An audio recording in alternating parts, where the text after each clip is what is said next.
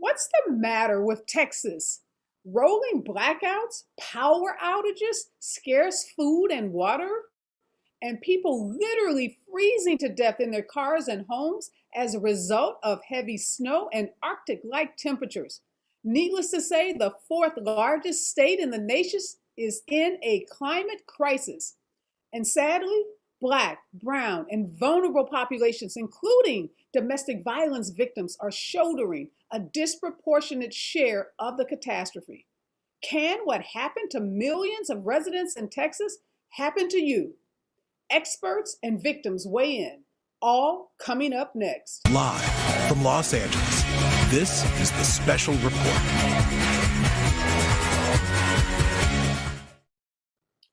A historic freeze last week plunged every county in Texas into a winter weather crisis that caused more than 30 people to freeze to death and caused the state's electricity system to fail, with 4 million residents facing a power outage that lasted for days. While the governor of the state peddled lies about the Green New Deal causing the disaster, most scientists affirmed that the severe winter storm engulfing Texas and nearby states was the type of extreme weather event caused by climate change. From coastal towns to rural farms to urban centers, climate change poses an existential threat not just to our environment, but to our health, our communities, our national security, and our economic well-being. But climate change does not affect everyone equally in the United States. In fact, climate change impacts vulnerable communities, women, and people of color. Today, we are asking if America is finally ready to accept the science of climate change and the disproportionate devastation it wreaks on communities of color. Here for our leadoff panel is Stephanie Jenkins. She is the Director of Policy and Partnerships at the National Resources Defense Council, one of the nation's leading environmental justice nonprofit organizations. Good morning and welcome, Stephanie. Thank you. Good morning. Thank you Well, for having me. Oh, absolutely. So glad you could join us this morning. We witnessed last week Texas having one of the biggest storms in its history. We saw widespread electricity failures, caused by freezing natural gas pipelines. But that didn't stop the governor of Texas from going on national television blaming the Green New Deal, piece of legislation that has not even been passed yet in the House, the Senate, signed by the president, doesn't really even exist other than as a concept. Help us understand why what the governor attempted to do to put over on the American people is so ridiculous. I think it's important for us to talk about the failed lack of governance and government right now as it relates to what's playing out in Texas. Texas is one of the most deregulated power grids in the country on purpose. And there is a real opportunity for the governor to really take real leadership in this moment to ensure that the market actually works for everyone. What we are seeing right now is that the lack of weatherized homes is leading most people in need, like you talked about, that they are fighting to not freeze to death at the expense of the failed policy decisions by leaders at every level, truly. And we need to make sure that these markets work for everyone. This is not about the Green New Deal. This is really about making sure that the separate and unequal policies that have dictated this nation for years really starts to address those who are most vulnerable and most at need. And it's really not a time to point fingers, but an opportunity to really think about how do we build back better with our policies, our plans, and the processes moving forward. We've seen this global warming that we know is happening and the impact that it has on the power grids in states like Texas. And you mentioned that Texas is responsible in many ways for what has happened because of how it's chosen to provide electricity and power to its citizens. How has Texas been allowed to be an island? When we think about the power grids, most of the states are controlled, or at least there's some federal regulation. How has Texas been able to avoid that level of federal regulation? Well, recognizing that they also have the opportunity to choose to join into national grids, that has not been. It is one of the most deregulated on purpose.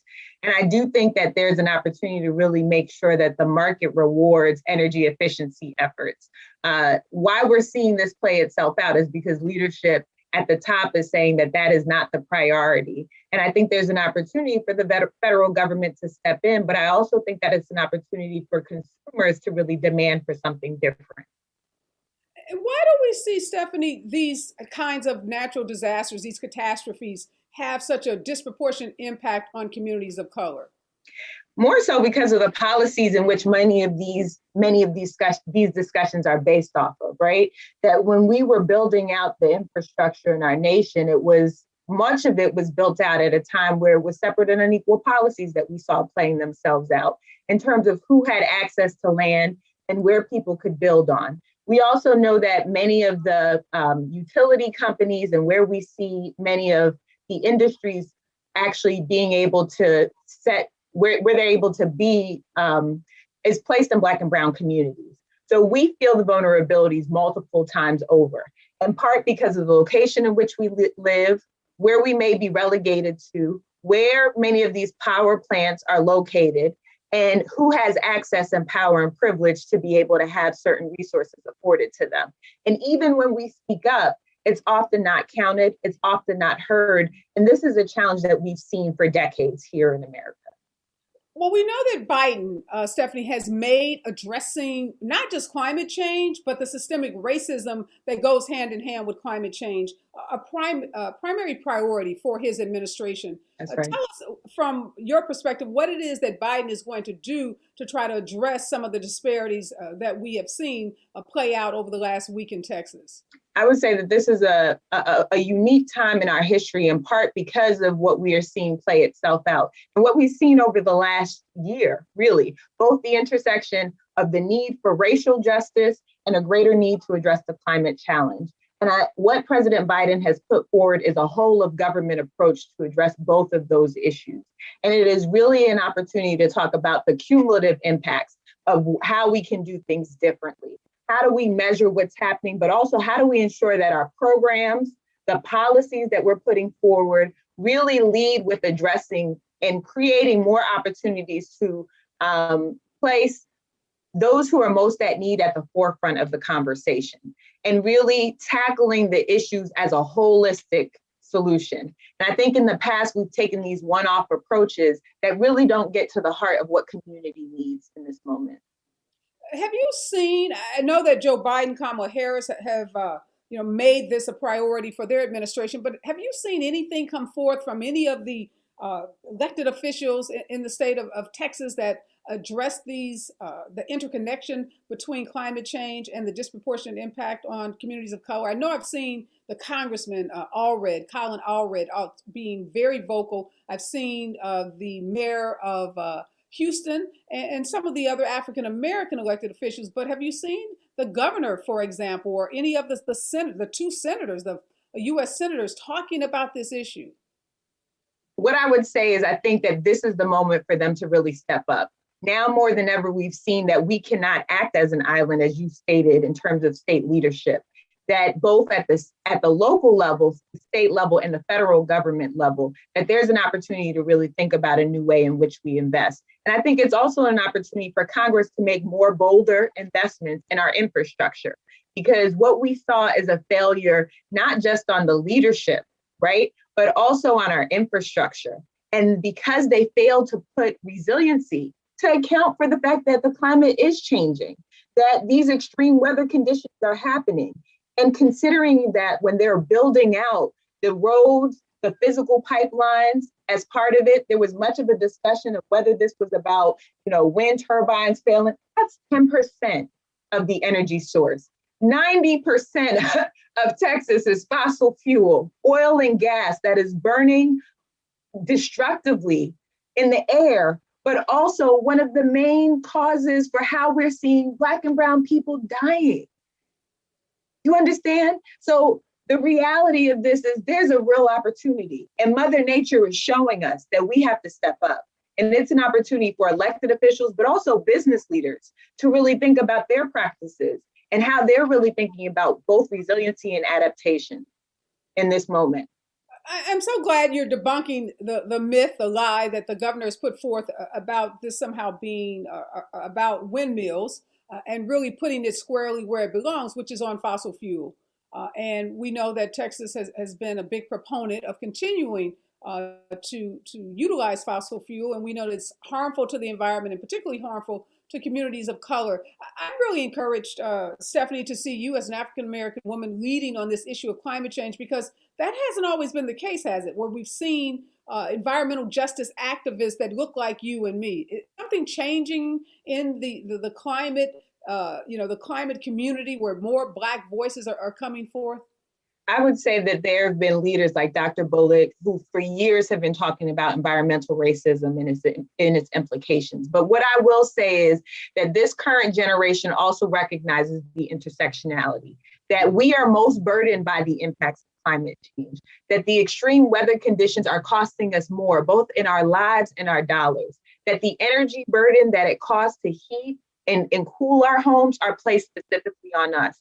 And so it is a privilege and an opportunity, but know that we have always been stewards of this land, that we have always been the ones who have been doing the work, and yet we're the ones who are dying as a result of other groups failing to hear our cry. And so what I'm saying is that what I see now is an opportunity for all of us to elevate our voices. I would also just say that when we're talking about kitchen table conversations, it's hard for people to understand, particularly in our community, the implications of climate change. But when you look at what we're spending our dollars on and where we are seeing the most burden, it is connected to the impacts of how climate change is impacting our communities. And I think there's a real opportunity for others to join us in this movement. But I would give it to those who have been fighting for decades, who have been relegated to many of these fossil fuel plants, right? And dying at higher rates of asthma, public health, just poor air quality overall. And it's important for us to really start to pay attention to this, because what we know is your zip code has more of a social determining factor of your life expectancy than your actual genetic code. So it doesn't matter who your mother or your father was in the same way, but more so where you live. And that's a really sad reality in this moment in America. I have a question from one of our viewers I want to ask you, Stephanie. It's about Texas joining the national power grid. Does that seem at all likely, feasible, something that's going to happen in the near future? I hope that this has awakened a new understanding of what needs to happen, that we need to incentivize and really ensure that we are connecting. We're stronger together.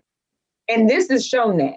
All of this deregulation, all of this notion of not being able to be held accountable from a governance standpoint, the lack of oversight is showing us that we can't continue this. And it is only through these extreme weather conditions that folks want to connect back to the federal government, but at the expense of people who are dying, and the people who are dying look like us. And so it's really time for the leadership at every level to do something different. Well, we've got to leave it there. Thank you so much, Stephanie, for your advocacy. Thank you for the work that the NRDC is doing around these issues. Obviously, more advocacy is needed. We are encouraged by the Biden and Harris administration, but we know that the work in some ways is just getting started. And because of leaders like you, we have more confidence that we're going to get where we need to be in terms of this whole issue of addressing climate change and the devastation on Black and brown communities. So again, thank you for your work, Stephanie. Thank you for the privilege. All right, before my next guest, it's time for our Black History Moment. And this is where we ask a trivia question, but it's really about educating folks about Black history. So here's the question, and you can start posting your responses later in the show. We're going to have the answer for you. Who was the first African-American weathercaster on television? Was it Steve Baskerville, Trudy Haynes, or Diane Clatto? Go ahead, post your responses. Don't cheat. Don't Google the response because we're going to have one of the nation's leading meteorologists later in the show, and he's going to talk to us about the first African-American weathercaster and some of those pioneers that you heard Stephanie talk about that have been on the forefront fighting for racial justice in the climate space. All right, coming up. My next guest is a mother of two small kids. She lives in Houston, Texas, and the devastating storm left her and her family without lights and water. Joining me is Alyssa Whitaker. Good morning, Alyssa. Good morning, Alyssa. Good morning. Thank you for having me today. Thank you so much. So I know you are the mother of an infant and Yes. even a toddler. Tell us what it's been like for you in the last week with everything that's going on that we are, watching on the news, but you're literally in the eye of this storm. It has been crazy. It started Sunday night for us. We started having rolling power, and around 1:30 in the morning, we completely lost power and water. That was, to our knowledge, we didn't know it was going to be the beginning of a 4-day thing, but it's been crazy. It was cold. It got down to like 14 degrees with the sun up. It was snowing outside for my toddler. It was his first time seeing snow, so he was excited. But for us, we kind of knew that was just the beginning of things. With it not knowing how we're going to keep warm because everybody is out of power. We're not like, we can't necessarily just go down the street or to our neighbor and have warmth. So that was just the beginning of wearing coats in the house and doubling up on blankets and just trying to figure out how we would get to the grocery store with the roads iced over. Luckily, we had a ton of water, kind of a ton of canned goods, things like that, because even the lines, they were extremely long. People were waiting hours in the cold just to get inside the store that didn't have power, didn't have produce, didn't have anything for us to get. And so really, it was a long time. We didn't get power back until Wednesday. We didn't get water back until Thursday because we had damage to our building that had to be fixed, and everybody is trying to get damage fixed at the same time. It was awful. It was a lot. Do you feel like you were getting, proper communication from your local elected officials? Was anyone talking to you, letting you know what was going on? Not at all. We definitely had to do our own research to figure out what was going on with the power, just to find out that it was a controlled blackout where we would have power for maybe an hour, 2 hours, and then no power for 12. That was their definition of controlled. I'm not really sure how that works out, but no, we didn't have anything. I had to actually get on Twitter to get my information of what was going on, and with the water, with the power, and to know that it wasn't just here in Houston that no one had power. It was the whole state that didn't have power. Like, no one had communicated anything.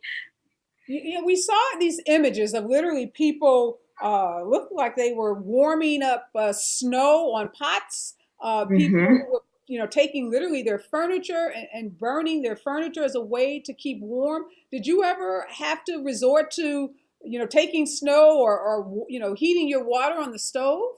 Well, we didn't have any water. So, and our stove is electric, so we didn't have anything of that nature. So we did get snow and let it kind of melt out. It was raining. We got some of the rain. We even resorted to getting pool water and, just putting it in the back of the toilets just to get them to flush when they turn the power on for a second, type of thing. But other than that, we didn't really have more than our bottled water, which I can say is more than some had in general. So I won't complain, but yeah, we didn't have anything. And did you guys get any warning? I know you said during this crisis you weren't getting communications from elected officials, but let's say before it started, any kind of a message or warning out to you as a resident of Houston? Just the regular weather update, winter storm watch. That was the extent of the warning. They didn't say winter storm watch without power and water, just winter storm watch. It'll be cold, stay inside kind of thing. But that was it. There was nothing else. Have you ever lived through anything like this in the years that you've lived in Houston? I have not. And actually, this is new for me, the whole cold weather thing. I'm actually from California. So this is, I'm really out of water here, dealing with the snow and the cold weather, which they said it didn't snow here. So that was all news to me. I've never been through anything like this. Yeah, I think a lot of people have this myth that certain places of the country are off limits when it comes to snow, but all this climate change is showing us that the country is not the way that it used to be. I want to bring into this conversation now Chaz Moore. He's the founder and executive director of the Austin Justice Coalition, a grassroots nonprofit that's been stepping up to help residents in Austin who've been impacted by the storm. Good morning, Chaz. Good morning. Good morning. Thank you for having me. Oh, absolutely. So, Chaz, you're in Austin. Alyssa is in Houston. Can you tell us what the conditions were like last week for folks who live in Austin, Texas? Yeah, it's very much the same. And I'm from Houston. I live in Austin, and I was stuck in Dallas for 3 or 4 days because of the weather. So I've been able to, see a lot of this all over the place. But yeah, it was very much the same. A lot of people, more so in traditional Black and brown communities, didn't have power the longest, didn't have water the longest. And people that lived in historically Black and brown neighborhoods were affected the most because of other, systemic racism type of things like food deserts and things of that nature. So it was really something to see how this storm affected people with the weather, but after the snow stuck and as people were sitting in the dark and didn't have any water, we were seeing how other forms of racism were coming into play as well. So yeah, we saw some of those pictures, some really devastating pictures, people literally standing in water and homes just destroyed, demolished, people standing in long food lines and lines to get, I guess, things for oil or something for their generators. What did you, and I know you work primarily in Black communities in Austin. What was your agency able to do to address, some of the issues that people were having? So I think the biggest thing we were able to do, because one thing I do love about being a Texan is that in times of crisis we do step up. We put our political differences, our ideologies aside, and we actually stand up and be there for one another. And in this case, we had a lot of people put up pop-up distribution centers for people to come and pick up food supplies and things that they needed. However, we saw it was a unique window that we could best help in, and that was taking food directly to people that couldn't get to these centers. Right, it was a lot of people that their cars were messed up from the snow, whatever. They couldn't drive. They have 4 or 5 kids, elderly folks, members of the ASL community, and also dogs and pets. We were able to help like 3 or 4 dogs and cats, which is something that I didn't even really think about as this was going on. So the fact that we were able to help over, I believe, 500 people in 2 days by directly taking them, things like diapers, formula for the babies, like things that a lot of people were not really worried. Well, I don't want to say worried about, but not thinking about at the time because we were all moving so fast to help people.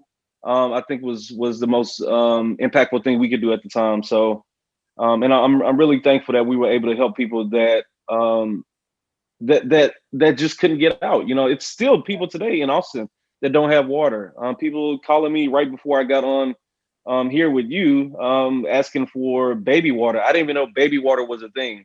So like we're still helping people today to get them the things that they need as we hopefully get back to, I don't want to say normal. We've been trying to get back to normal for a whole year now. So some sense of a better reality. Well, one, thank you so much for the work you're doing, Chaz. So incredibly important. And Alyssa, as a new mom, can tell you, yeah, there is a thing called baby water. So Yes. very much an important thing. But you mentioned dogs and you mentioned politics. So we can't put those two words together without talking about Ted Cruz. Because those of us who are not in Texas watch those photographs of him walking through the airport, taking his family on a trip to Cancun, lying about it, throwing his daughter under the bus, suggesting that somehow he was being a good dad. I'll start with you, Alyssa. How did that play? Your U.S. Senator leaving the state in the midst of this crisis. How did that play to you while you're at home trying to figure out how to get electricity and heat into your apartment? At this point, it's almost comical to think that is what our senator is doing. So you can't even think, like, who would think to do something like that in a time of crisis? There's no words to how you feel about something like that. You see him in the airport, you see him, apparently he was bullied to come back to help out with us. But there's no words. It makes you angry, I guess. You could say that he didn't really care to help anybody. He didn't put anything in place. He didn't prepare anything. He just, went on vacation because that's what he could do. That he didn't have to deal with it. So, I mean, if he's not there, it doesn't exist, I guess. Yeah, Chaz, some Republicans tried to defend him by saying he was a U.S. Senator. There was nothing really that he could do. We know when he did finally make it back to the state, he went on Twitter with this wonderful photo op of him out in the community giving out food. You were someone that was in the midst of this, legit helping folks on the ground. So how did you feel not only seeing him take that trip, but coming back then and, with this flurry of photographs showing how now he's so busy helping the community? I think I've learned over the years in doing the work that I do, whether it be political advocacy or political education, and just historically in this country, that if you are Black, brown, a woman, of the LGBTQIA community or poor, this isn't really anything shocking. I think for me, it was more of a affirmation of the people. And when I say the people, I mean us coming together and doing what we need to do. And like Fred Hampton says, anywhere there's people, there's power. And we saw that. We saw it with, Hurricane Katrina. We saw it with the snowstorm. We saw it with, I remember growing up, my parents telling me about Andrew in Houston. And I think Ted Cruz just reaffirmed that the government, at least in Texas, our local government leaders, our federal government leaders, just don't really care. And I really do think that the silver lining in all of this is that Ted Cruz doesn't know that he became single-handedly probably one of the biggest organizing pieces for the entire state of Texas for elections of 2024. Great. Right. I think Governor Abbott and Ted Cruz and that lack of leadership is really going to galvanize people to vote in people that want to do this job and that care about people. And won't get on planes to go to Cancun while their constituents are suffering. So for me, it was those two things, right? I think I saw this sheer concern and love of community step up like no other. And then also, I think 2024 in Texas is going to be, I think it's going to be completely something. And I think the entire country is going to be looking at how elections play out in 2024. Well, I think you have on your T-shirt. Is that Stacey Abrams that's on your T-shirt? Okay. Well, Stacey is out with a new op-ed piece, her and the co-founder of her nonprofit, her voting registration and organizing nonprofit, saying that pretty much every state in this union has the ability to go blue, and definitely pointing out a state like Texas. So I think you are so on the money when you say that Ted Cruz's absence can serve as a catalyst to organize and galvanize, millions of residents in Texas to make different choices about who should lead the state and govern them, particularly in times of crisis. So thank you again so much, Chaz, for pointing that out. Thank you for your advocacy, the work that you're doing. Thank you, Alyssa, for sharing your story. I hope that you get your electricity restored. I hope you can get food and water. Your baby needs it. Your family needs it. Our community needs it. And Chaz, we know you're going to stay out there on the battlefield working to elevate these issues for communities of color. So again, thanks to both of you for joining me this morning. Thank you for having us. All right, Paige Flink is my next guest, and Chaz mentioned women. So women, people of color, vulnerable communities have all been impacted by this storm. Paige Flink is the CEO of the Family Place, a domestic violence shelter in North Texas that was devastated by the storm, leaving its residents scrambling to find a safe and secure place. So good morning, Paige. You run a domestic violence shelter in North Texas that was hit hard by the storm. We've seen the headlines about your shelter, and we've seen some of those photographs, the devastating photographs showing the damage to your shelter. Can you tell us what it was like for you and the residents of that shelter who, been just in the midst of this horrific storm? Well, the storm really started last Friday, and starting on Saturday, we lost power. So we had Saturday night, Sunday night, Monday night without power. So you've got 125 women and children sitting in the dark who have fled domestic violence. So they came from a traumatic experience, and then here they were getting safe with us. And then the power goes out and it's freezing. So we made the decision to move Tuesday morning to try to relocate everyone as we saw the sprinkler system start to leak.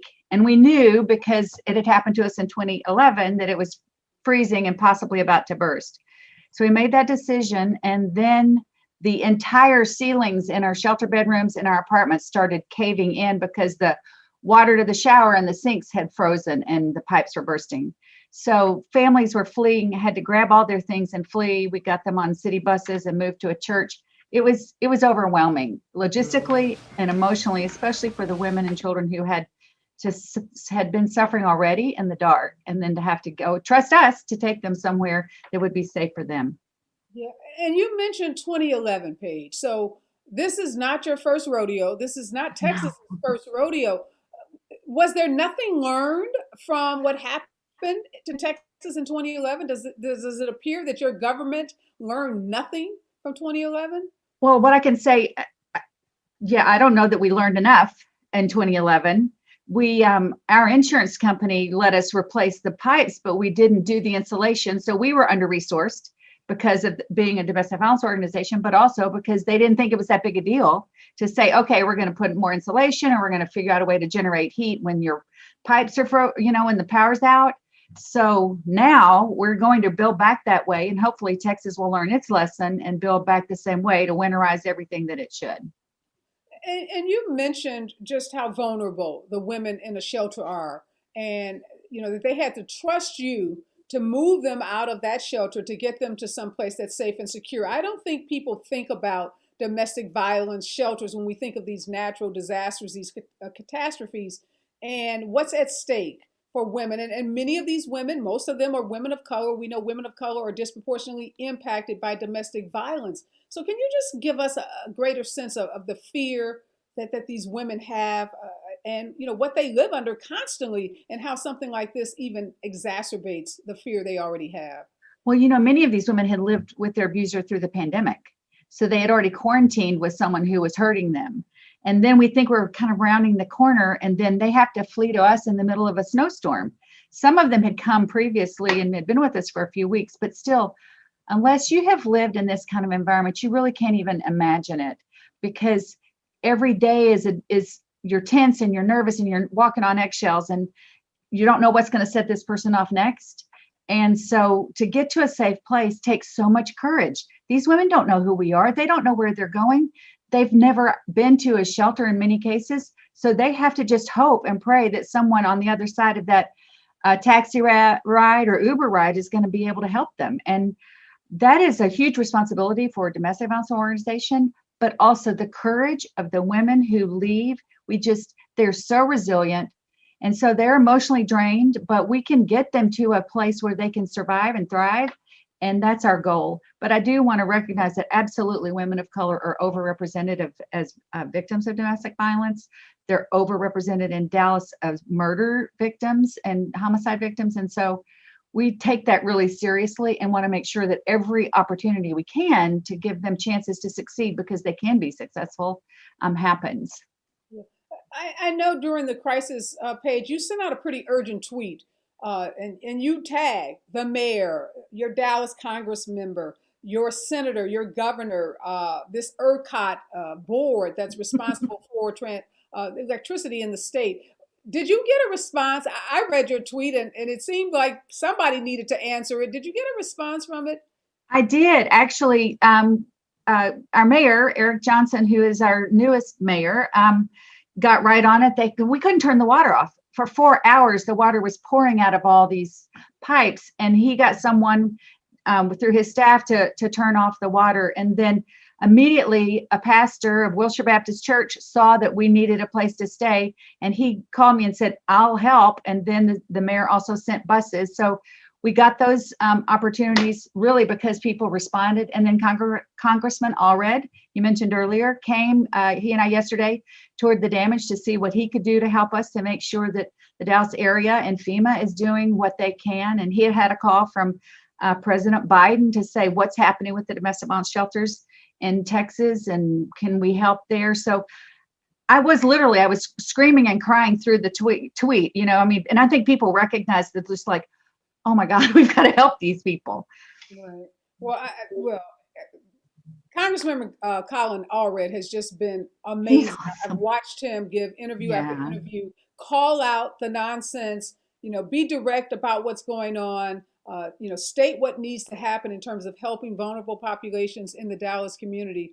So he has been a godsend in this situation. I got to ask you about the women. How soon before they can get back into your shelter? Well, we're going to be about 16 weeks out of the shelter. So we relocated our entire emergency shelter and transitional housing operation to now an extended stay hotel. And so for at least 16 weeks, we're going to be sheltering in place there. We are still taking people who need help. I don't want anyone to think they can't call because we might not have space. If you're in a lethal situation, we will help you.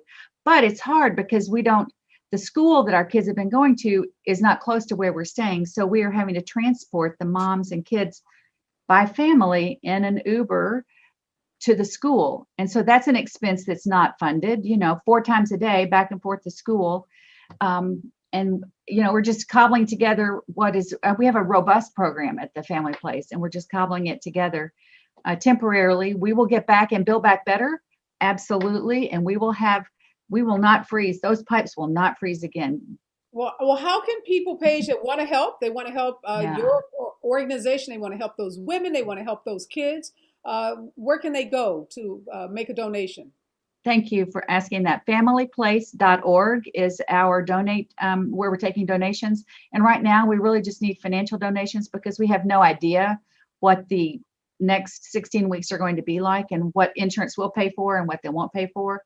And then we can use it to buy things for the women, whether it's diapers and formula or clothes. And, the clients who live in our apartments, all their furniture is really trashed in a lot of cases. So we'll have to buy all their furniture. So the money will go to good use and really kind of come from the family place straight to the people who need it most. Well, thank you so much for sharing. We're definitely going to share your organization's website. Encourage our viewers to donate. People, so many celebrities have been stepping up, from Beyonce, who's from the Houston area, to other celebrities who have been making donations. And we definitely want to make sure that folks know that you're out there, and those women that you protect, such a vital resource in our community. Again, if you've not been in a domestic violence situation, you maybe can't appreciate it, but there is nothing like being stuck in cycles of abuse and having to live with someone that literally you are afraid, for your life at all times. And then you add kids to that mix. It's incredibly stressful and toxic. So thank you so much, Paige, for the work for women. And thank you for being a voice for vulnerable populations during this difficult time. Appreciate it. Thank you. All right. We can't have a conversation about weather unless we talk to a meteorologist. So my next guest is Dr. Gregory Jenkins. He is a professor of meteorology and atmospheric science at Penn State University. Good morning, Dr. Jenkins. Are you on mute? I think you're on mute, Dr. Jenkins. Good morning. All right, Dr. Jenkins, we are talking about climate change. We're talking about racial justice and the connection between climate change and racial justice. But first, help us understand from a meteorologist standpoint, what happened in Texas? Well, we think that climate change, or the warming of the climate, is also disrupting the polar regions. So there's this stratospheric warming that people talk about. And there's this cold air trapped up in the polar regions. Somehow, climate change can unleash more of that. It's kind of the opposite of what you would think. And if you live in the Great Plains, there's really nothing to modify the air when it comes straight down from the polar region. So, they got the worst of it. So if you were in the center of the country, there's no way that air is going to modify. It's going to be super cold, and it's going to take time for it to warm up. So, it's unfortunate. The same thing happens in the summertime. They get into heat waves. It's just the center part of the country doesn't have any kind of modifying effects like an ocean. This is like a serious climate disruption, what happened in Texas last week. So we have folks, there are a lot of conspiracy theorists, there are a lot of climate deniers, climate change deniers. And in fact, Carlson Tucker was on Fox News last week, and he says that climate change is the systemic racism in the sky. And basically, he was trying to make some analogy denying the existence of climate change. And we've seen a senator from Oklahoma, Senator Inhofe, bring a snowball into the Senate to somehow suggest that global warming is a hoax. Why is it that people are in denial about what's happening, with the climate and climate change? Well, there's some kind of an interest there. And in my opinion, it's usually a fossil fuel kind of industry that, is saying it's not really happening. But the truth is that when we look at the global picture, it is happening. And whether it's your area today or your area next year, whether it's wildfires or enormous numbers of hurricanes, these are not within like normal bounds, in my opinion. Yeah, I want to take a couple of minutes now and just really debunk some myths that people have about climate change. I'm going to give you three of the most common myths and hopefully you can help debunk those myths for people who are still in denial. So myth number one, climate change is natural and normal. We've seen fluctuations throughout history. We have seen fluctuations, but if we look at the record over the last 300 years, we have never seen anything like this. We are in kind of a straight up temperature increase where we kind of feel like once we get to the 2-degree mark above the pre-industrial levels, it's just like all bets are off. This is not normal. It's definitely not within the range of something we've seen in the last 1,000 years. And all the data points to that. There's no doubt about it. Myth number two, scientists can't even agree that climate change is happening. That's false. I would say probably 98% of scientists around the world, not just the United States, would say the data is right in front of us. We are in a very warming kind of trend. The last 20 or 30 years have been rapidly warming. So it's false. Myth number three, it's too cold in some parts of the country for there to be global warming. False again.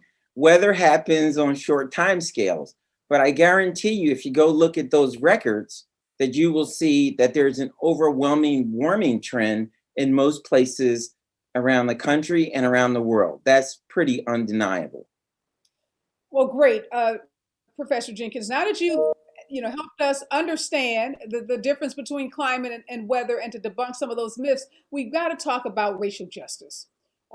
Climate change is inextricably tied with concepts of racial justice. Why are Black people, brown people, indigenous people, poor people hurt the most by climate change?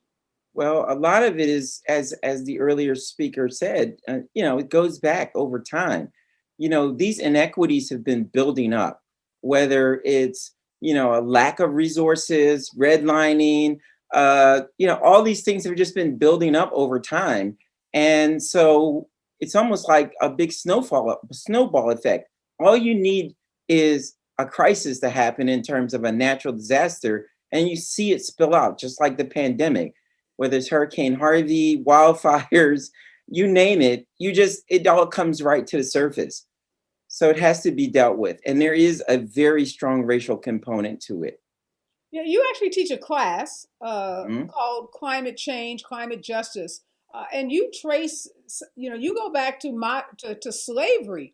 So you do this historical timeline in your class from slavery to modern day policies. How does, what do you teach in your class about slavery and its impact on, racial justice issues around climate change? Well, we always talk about the Industrial Revolution in this kind of weird way. Like, how did that happen? What largely happened on the backs of enslaved people, whether you were in Brazil or whether you were in the United States with cotton, with sugar, and whether you were in Africa where they were using peanut oil and palm oil to build the industrial revolution machinery. And that's ultimately what created most of the carbon dioxide. And it's a lot of this is coming from the ground in terms of oil. So all around the world, people are burning oil from machines that were created And that initial wealth, most of it came from enslaved people. And we talked some this morning about fossil fuel, and you saw the lie, the misrepresentation that Governor Abbott from Texas made about why they were having the crisis. Help us understand the role of fossil fuel and why climate deniers and governors like Abbott are holding on to this antiquated notion of fossil fuel being the way that we should move forward in this country. Wow. I mean, that's such a bad idea. I mean, there's no way, unless we reduce fossil fuels, that we can hold down the temperatures for our children, our grandchildren. So there's no future there. Those molecules stay in the atmosphere for a very long time and accumulate. So that is not the way. It's absolutely not. So the governor tried to blame, and we know that only 10% of the I guess the electricity in the state of Texas is dependent on non-fossil fuel sources. What are some of those sources, and what should America be moving towards in terms of our power sources? Well, we've definitely got to go to clean energy for our communities. So whether it's wind or solar, we've got to do that because we know the particulate matter and all the other pollution that's impacting our communities, it's a bad thing. But the other part about it is those other new energy sources provide jobs for our young brown and black people. They're not going to get jobs on oil rigs. We need that energy in our community, and we need to develop the services around it, and we need to revamp the education system so that people can move into these new opportunities. And I've read a quote from you, Professor Jenkins, where you say unless the inequities are addressed, future impacts from climate change will disable communities of color. Do you believe that the Biden-Harris administration and the policies that they put forth, the executive orders that the president has signed, reversing some of the Trump-era policies, do you believe those are the kinds of steps that need to be taken to address these inequities? I think it's a good step forward, but I really feel like we've got to get more people at the table. So when these policies are being developed, we need to hear the voices of the community so that policies can be altered in the right way and that they're not, put together in a poor way, missing what always happens in communities of color, like blind spot. Developing mainstream policies is always devastating to poor communities and people of color. What would you like to see? John Kerry now is the climate czar for Joe Biden. They worked together in the Obama administration. Biden has put America back in the Paris Climate Accord. What do you think are the biggest steps, 1, 2, and 3 that Biden should be taking to address, these issues that we're talking about in terms of inequities? This is a tough one because so much of the inequity is hidden, and we need to again get those communities involved. I really think the education system is a big part of it. We have to train people up for opportunities, but we've also got to teach them about all of these issues coming at us. The resilience is a real big issue also because, as you heard, not only do you have physical damage occurring now, but you have a lot of trauma. And I don't think we're looking at this from a 360 point of view.